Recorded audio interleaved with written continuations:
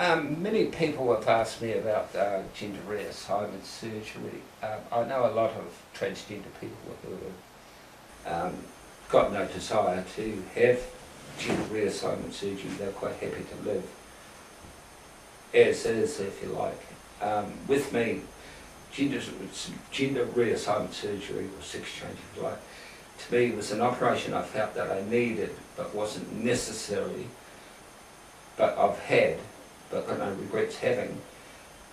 I'm happy with what I've got and the end results, but it took me approximately 8 to 10 years before I made that final decision on having that, because it is a life-changing operation and it does have some psychological effects on you, because you're basically changing your gender, quite a bit, from male to female and things like that. Yeah. It must be pretty expensive though. What sort of? Well, depending on where you go, a lot of transgender people go to Thailand because it's cheaper over there. Around about the 10 to 15,000 mark. I think that's US. Don't quote me on that. We're here in New Zealand, we've only got the one surgeon here in New Zealand who does that, and you're looking around about 40,000+ with your assessments and your surgery and so forth. So it is an expensive exercise, but it also comes into personal choice. And it took you, what, 10 years to save that, or? It took me quite a while to put the money aside for that, but it took me about 8 to 10 years to really make my mind up if that was really what I wanted. Because in saying that I've known transgender people to race in and have surgery thinking that it's going to make them the woman they want to be, only to find out that they've made a big mistake and they've regretted it. I mean, there's been untold stories on the TV where post-op transsexuals regretted having their surgery and want to go back to male, but once it's gone, it's gone. There's no reverse surgery there at all. So it is a crucial, if you like, or whatever decision to make if you want to have that surgery. Some say it's the cream on the cake when it comes to having that, but I don't see it as the cream on the cake. I just see it as that final step. No, it's a tough decision that each person has to make. Oh, very eventually. much so, yeah. Do you want to talk about the transition from, Philip to Phyllis and then to Wendy? Yeah, the early stages of that were very, very hard. Like with any transsexual, you go through the emotional side of it, you go through the accepting side of it, people accepting you, the chemistry changes of your body. As Nicola said, that I used the name Phyllis when I started getting more feminine features, with breast growth and stuff like that.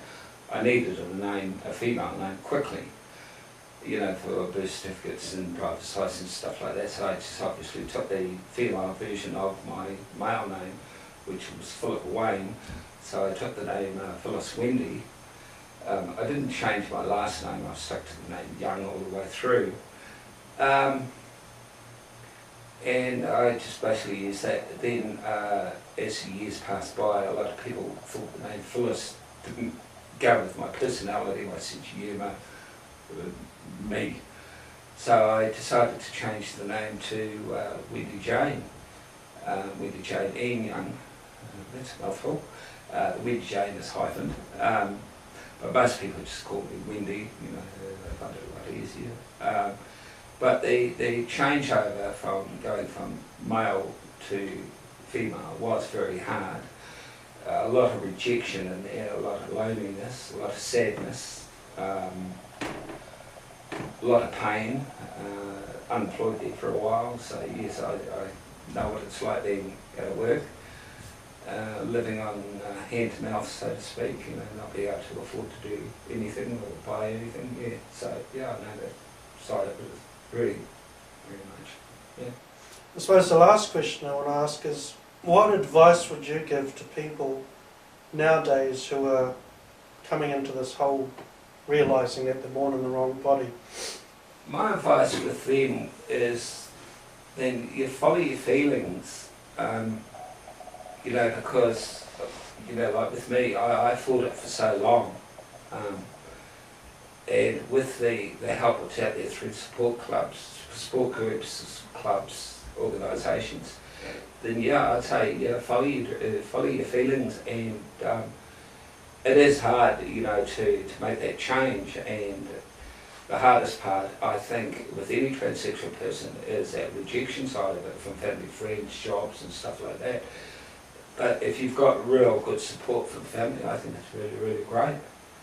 And I just say, well, yeah, just follow your feelings and sort of go for it, if you like to say, use that term. Yeah.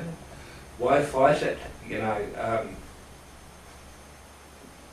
yeah, why fight it? Because, you know, it's you. It's you know, your body chemistry is saying, hey, this is who I am. You know, this is not who I am as a male person. I'm that female. You know, then yeah. But I say, yeah, follow your feelings and proceed. You know, go with it. You know, and it is hard. Believe me, any transgender person tell me that. Yeah. Thank you for your time.